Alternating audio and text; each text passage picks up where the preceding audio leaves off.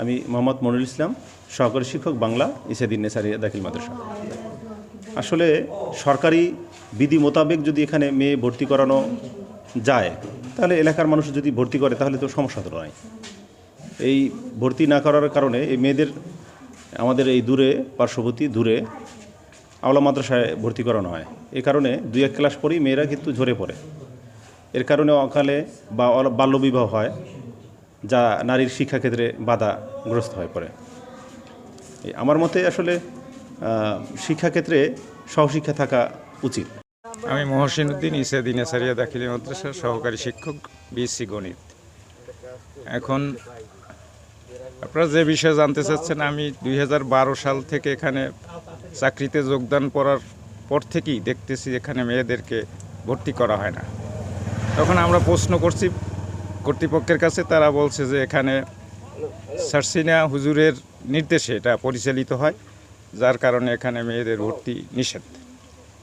এবং এর ফলে এলাকাবাসী এখন তাদের দাবি মেয়েদেরকে ভর্তি করার জন্য। মেয়েরা দূরে যেয়ে পড়তে হয়, তাদের যাতায়াতে সমস্যা হয়।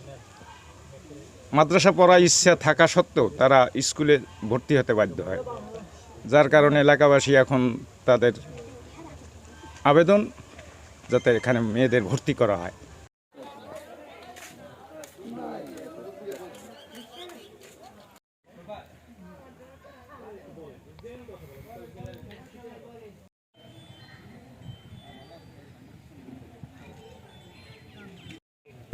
আজকে প্রায় 81 বছর প্রাচীন যুগ থেকে আমি এখানে সুপারের দায়িত্ব যখন নিয়েছি, আমি পূর্ব থেকে যেভাবে পেয়েছি আমি সেভাবেই চালাইতেছি।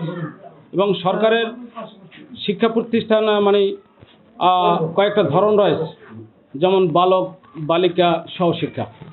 অত্র প্রতিষ্ঠানটি বালক হিসেবে পরিচালিত হচ্ছে।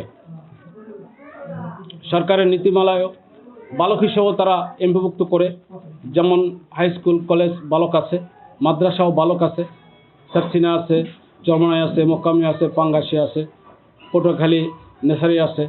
এরকম কিছু বাংলাদেশে কিছু বালক প্রতিষ্ঠান রয়েছে। বালক প্রতিষ্ঠানও সরকার বেতন এমপিভুক্ত করে এবং এই অত্র প্রতিষ্ঠানে দীর্ঘ 81 বছর পর্যন্ত এই বালক হিসেবে চলে আসছে। আমি যখন সুপারের দায়িত্ব নিয়েছি আমি বালক হিসেবে পেয়েছি, সেই বালক হিসেবে অদ্যাবধি চলতেছে। এটা প্রতিষ্ঠান তো বালক।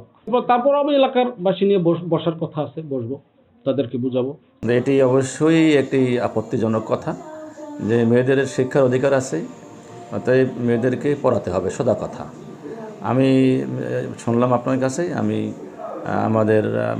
আমাদের মাধ্যমিক অফিসার আছে এবং যারা আমাদের কর্মকর্তা আছে উপজেলাতে, তাদেরকে আমি বলছি এবং আমি নিজেই এ ব্যাপারে আমি পদক্ষেপ নিয়েছি। আমরা আশা করি তারা এই বিষয় দ্বারা এই অবস্থান থেকে মানে ফিরে আসবে এবং মেয়েদেরকে তাদের অধিকার, ন্যায্য অধিকার তারা দিতে বাধ্য থাকবে, এটা আমি মনে করি। এবং এ ব্যাপারে আমার পক্ষ থেকে যতদূর যা কিছু করা আমি সবই করবো ইনশাল্লাহ। মহিলা শিক্ষক সেখানে আছে আমি জানতে পারলাম।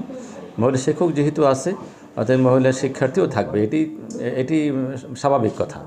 অতএব এই অস্বাভাবিক বিষয়টি আমি মানে বিধিমতো ব্যবস্থা নেব ইনশাল্লাহ।